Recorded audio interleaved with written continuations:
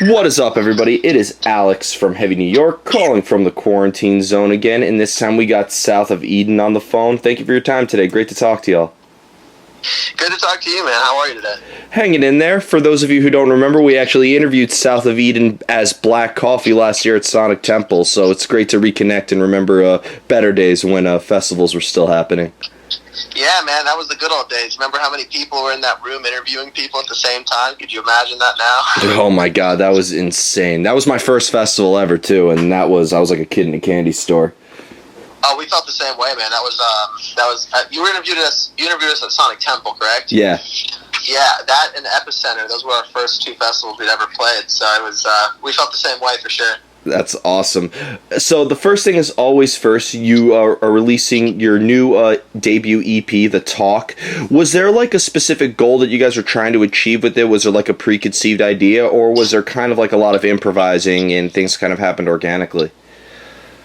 Yeah, we don't do a lot of planning, to be honest with you, man. We that goes for both our personal lives and the band. You know, we definitely do everything off the cuff. There was never like a plan. Let's put a certain amount of songs in a certain order to make this thing that talks about this. It was more like, hey, we have all these songs that are built up, from the Black Coffee days. We have all this music that's not recorded. And so we basically we went in there and recorded about like a quarter of our catalog. So there's a lot more to release. And off that album, we ended up just releasing the 4 songs for the EP, The Talk. Could The Talk maybe serve as like a preview or maybe a bit of a trailer of what maybe the first South of Eden full length album could sound like? Exactly. That's exactly right, man. You know, the only reason that we released the way that we did was because of the times that we're in right now.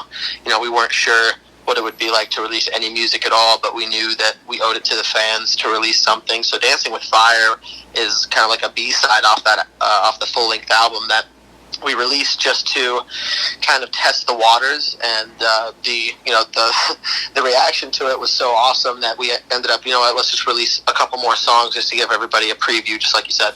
Okay.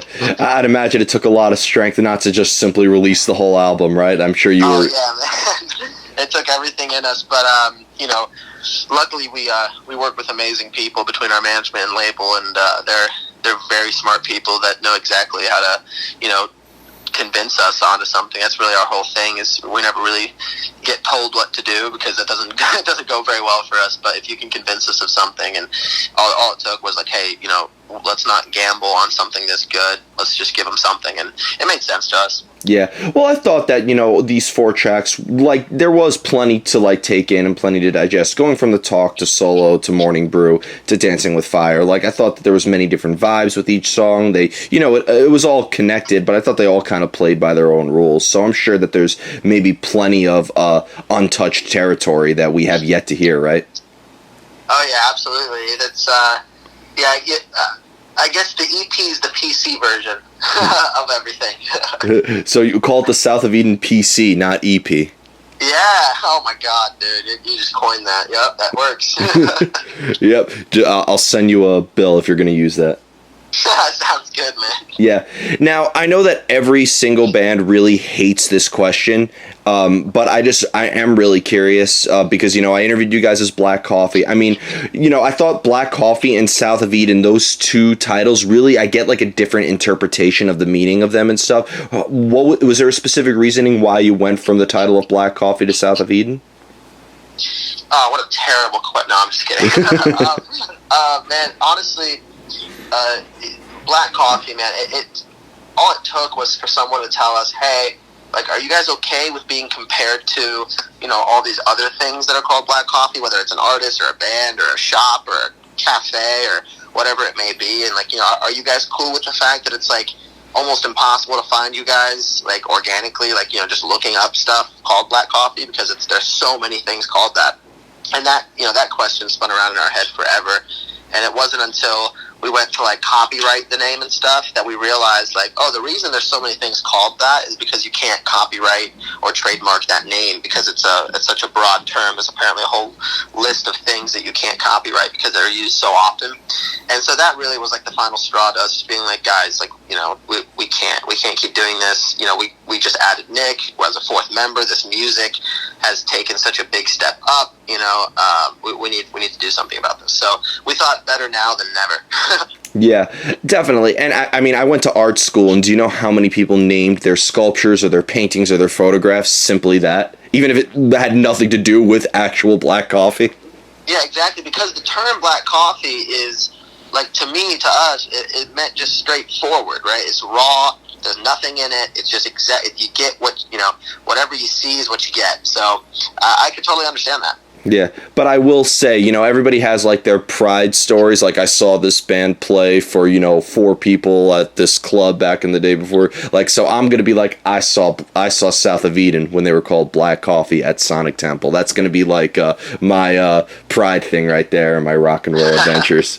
Hell yeah, I love that, man. Yeah, but and I think South of Eden is also very open to interpretation, actually. Like, I remember looking up or hearing about the name, not knowing that it was originally you guys, and I was like, wow, that's an interesting name. Is that rock? Is that metal? I feel like this title is like more open to interpretation. Yeah, it's obscure, you know. I think that it leaves you with more questions than answers, and that's what we really liked about it. You know, because what is South of Eden? You know, is that you know, heaven? Is it earth? Is it hell? Is it, you know, what is Eden to you? You know, so I think there's a lot of interpretation from there, and I think that listening to the music, it kind of links everything together. Definitely. And like I said, this EP is just the tip of the iceberg, so there's a lot more to be said from South of Eden. Oh, yeah, absolutely, man. There's going to be a full-length album. There's some really cool covers that we've done. There's an Audio Slave cover that'll be out soon. That's basically, like, we just redid the song, versus, like, we did an Elvis cover that we completely rewrote the way the song feels, sounds, kind of reimagined more than a cover, really. But yeah, I'm excited to just slowly roll some of that kind of stuff out for the rest of the year, and then early next year hit you guys with a brand new single that leads to the album. Awesome. Awesome.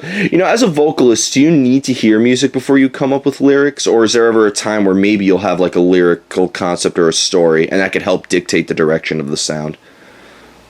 It's kind of 60-40. I think 60% of the time I write something on the guitar or the piano or whatever it may be. It could even just be a beat that inspires words. You know, as soon as I come up with a melody, immediately words are like they're coming. It's at the same time.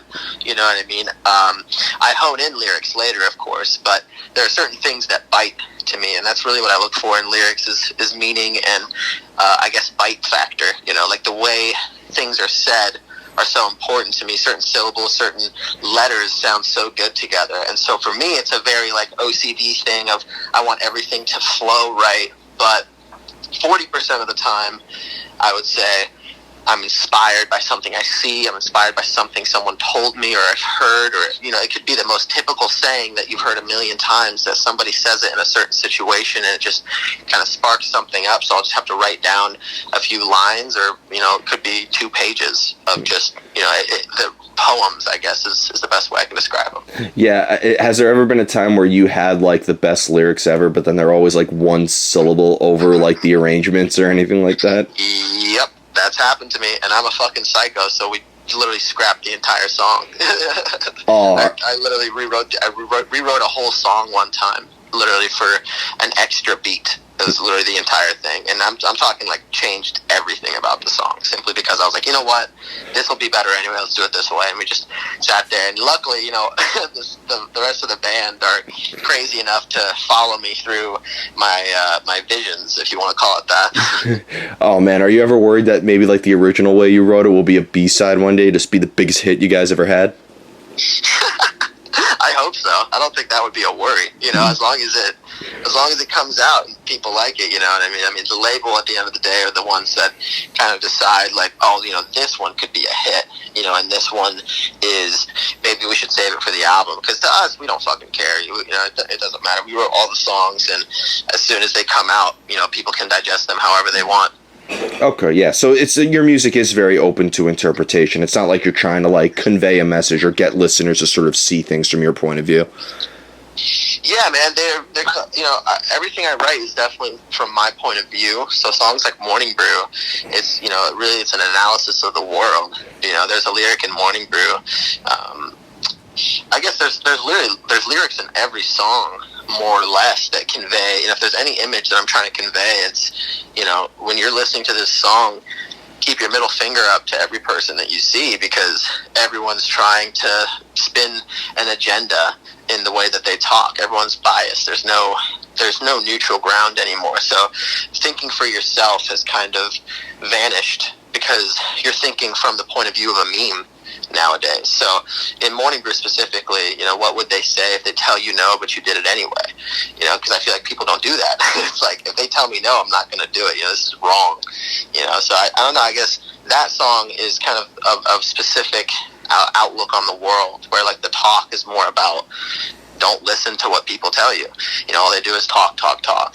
Yeah, I feel like, sometimes like I think your music is engaging enough to the point where listeners would want to analyze and interpret the lyrics. It's not like you're like forcing them to, digest the music in a certain way. Yeah, I appreciate you saying that. Some of my favorite artists really get bugged by the question of, what does a song mean? Because a lot of people feel like, well, go listen to the song. Like I said, it's in there. But the way I write lyrics, it's not really in there. I write lyrics so that everybody can sink their teeth into it. Whether it's the front half or the back half of the sandwich, everybody gets a bite.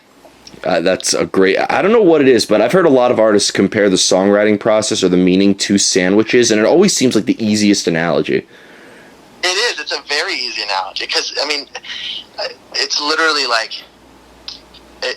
the bread of the sandwich is obviously the first thing. You put it down, and that's the idea. And then, I can sit here and go through the whole metaphor for you, but I'm sure you get it. Each layer that you put on there is just a different person, a different idea, whatever it may be. And then finally you put that top half on, and there you go. You take a bite out of your sandwich. Probably because we eat so many sandwiches real quick while we're writing. I feel like a sandwich is like the most rock and roll thing you could eat, because every artist has a story about a sandwich.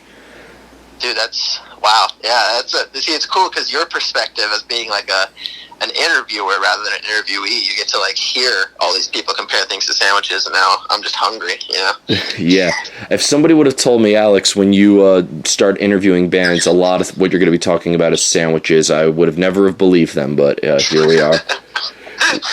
Wow. That's awesome. I'm officially going to name this interview the Sandwich Interview.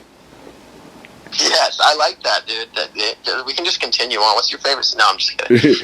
I'm gonna change my outlet though. Instead of Heavy New York, it's gonna be the Sandwich Podcast.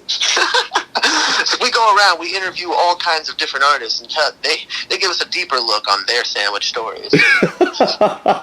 Let's collaborate. I'm all about it, man. I'll just be the background person. I'll be like your what's the girl's name on the Howie show? I can't remember her name. But that girl, I'll be her. I'll be the person that just commentates and laughs at all your jokes. Or you could be my Vanna White from Wheel of Fortune. Boom, that will work too. I'll wear the dress. Awesome, that'll be metal as fuck. Now, when it comes to like getting inspired to write, though, when you're looking for inspiration, do you almost kind of like need to be in a certain place at a certain time in order to get inspired, or does inspiration sometimes just come out of nowhere? It's definitely the latter. It's for sure the latter. But there are, there's also certain rooms that I sit in specifically to write. Like in my house or at my mom's or whatever it may be. So it's kind of a 50-50 there, I think.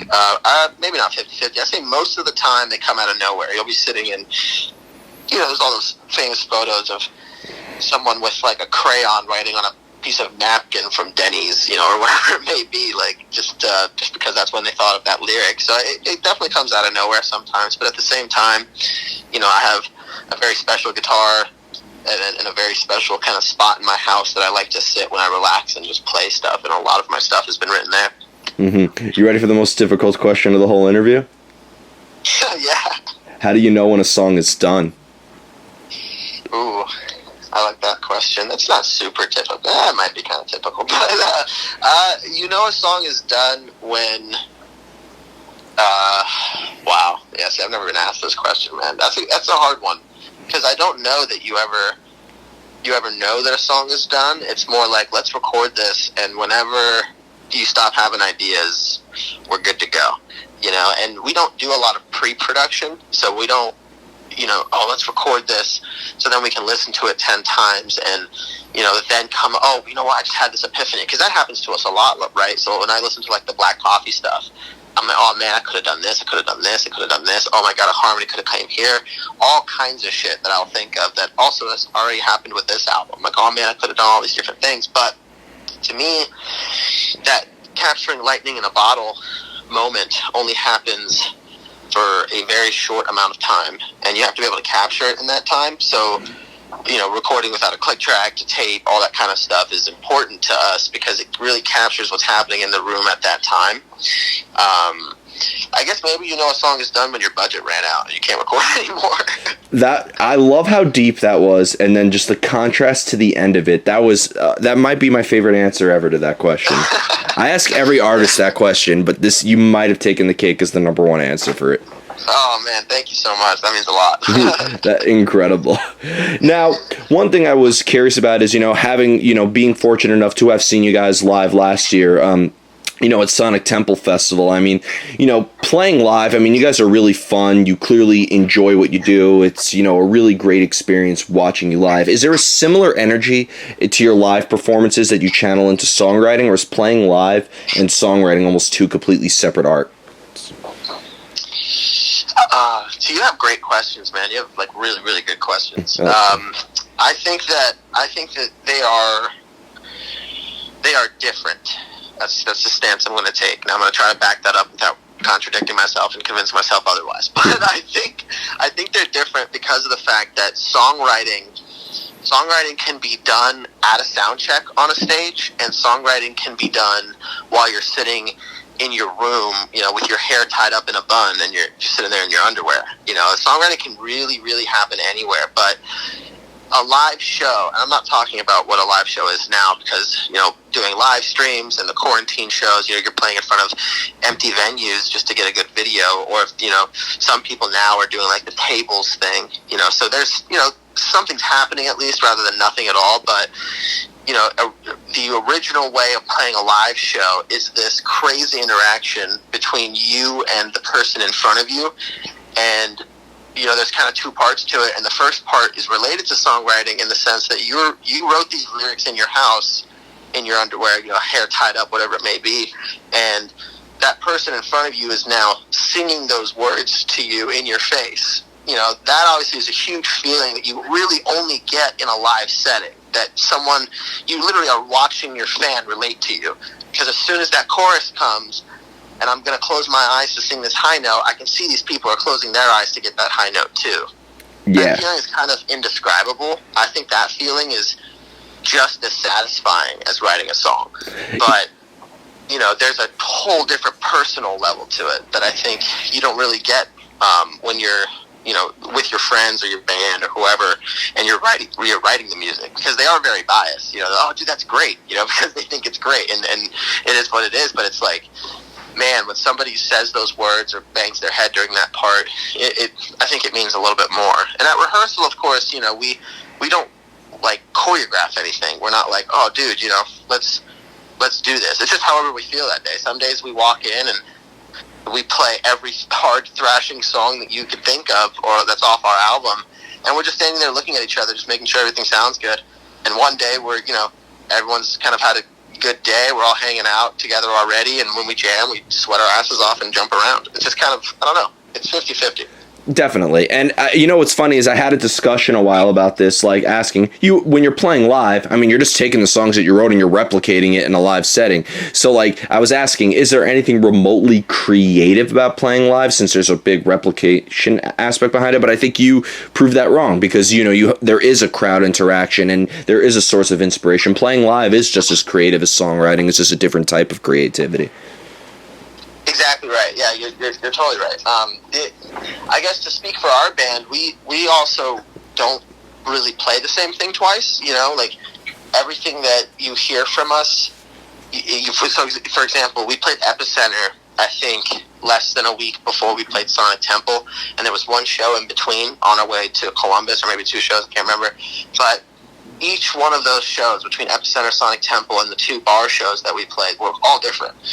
Both in the arrangement of the set list, because we don't have a set list. I just call out whatever song, I think the crowd is feeling, or the song that my voice is feeling, or whatever it may be. And also, there's just the fact that, there are certain songs that will come out from this album that you'll kind of be able to understand a little bit more. And why I say this is a PC album, because there's not a lot of like just long jams.